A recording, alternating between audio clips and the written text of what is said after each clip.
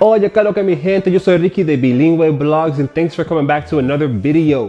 It's been a minute since I've done one of these mini uses of videos in Spanish. I have the mini uses of que, the mini uses of de, the mini uses of se. You can check all those out up there on that playlist. But today we're talking about the mini uses of llevar en español. Before we get into it, I'm gonna give you this little pre-quiz to see where you stand, so you can see where you stand if you know how to use llevar bien or not.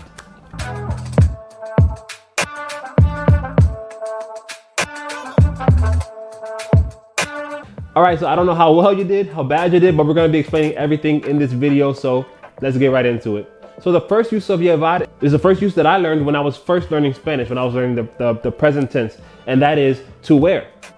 Llevo una sudadera. Llevo unos pantalones blancos, okay?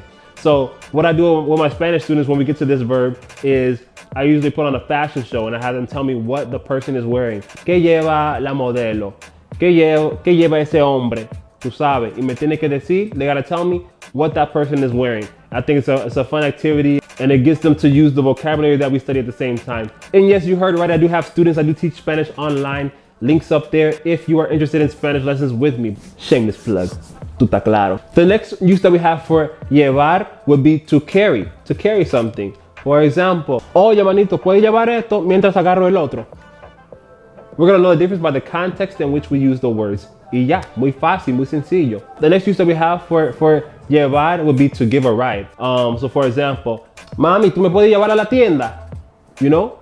You can think of it as take me somewhere or to give me a ride somewhere. Either of them work. So that's llevar by itself. Now it's time to get into the uses of llevar with other things attached to it, because llevar is used to make a lot of phrases.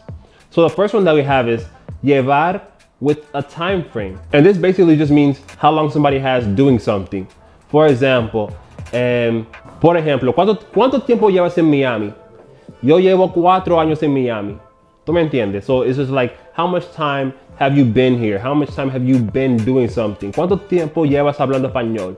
Now we have the reflexive use of llevar, which will be llevarse. So llevarse just means to take something. For example, if somebody breaks up with somebody and they want them to get all their stuff out of their house, and they'll be like, llévate todas tus vainas contigo. A mí me gusta la pizza que tú hiciste.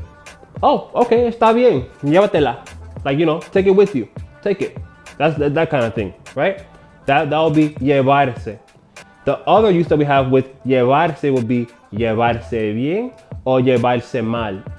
And llevarse bien or mal, it just means to get along with somebody. So for example, if they don't get along with each other, I don't know who they are, but we're gonna use they to kind of vary it up, para variar. And if they don't get along with each other, then we'll say, ellas no se llevan bien. Or we can just simply say, ellas se llevan mal, se llevan mal. It's fine to use them either way. You can say bien or you can say mal, depending on the context, depending on what you want to say. We get the idea, okay? We get the idea. So yeah, llevarse bien, llevarse mal. Now, this one I heard in the Dominican Republic, and from people that I speak to from the Dominican Republic. I haven't really heard it anywhere else. So if you are a Spanish speaker and you've heard this in your country, please let me know. Llevarse de alguien. This means like to take it from someone. So like if you give me some really good advice and I want to be like, oh, I'm gonna take it from you then, okay, blah, blah, blah, blah. I'll be like, okay, me voy a llevar de ti. Me voy a llevar de ti. Tú eres que sabe, me voy a llevar de ti, you know? So I've heard that, like I said, in Dominican Republic. I don't know if everybody uses the phrase like that, but that's how I use it. Me voy a llevar de ti, or llévate de mí. Like, you know, like take it from me, listen to me. And last but not least, we have this phrase that is actually from one of my old favorite songs from Ozuna, where it was like, y si te dejas llevar de mí, pasarás una noche de locura. So like, dejarte llevar. Dejarte llevar de algo or de alguien, it just means, well, it has a few different meanings. The first meaning would be to get carried away by something. So like, for example, manito, disculpa, me dejé llevar y me comí todos los chocolates. So like, you know, I got carried away and I ate all the chocolate up. So that's one use of it, that's to get carried away. But if you want to use it as like to let yourself go, let yourself loose around someone, then we would just say, oye, pero déjate llevar de mí, tranquila, No te preocupes, déjate llevar de mí. Soy yo, tú sabes. That's all I got for you guys today. If you have any more uses of llevar en español, yo quiero que tú me lo digas en los comentarios ahí abajo. Tú estás clara de huevo. Okay, give this video a thumbs up. Don't forget to share this with somebody who is learning Spanish or wants to learn Spanish. And also subscribe to the channel. Hasta aquí el video de hoy y nos fuimos.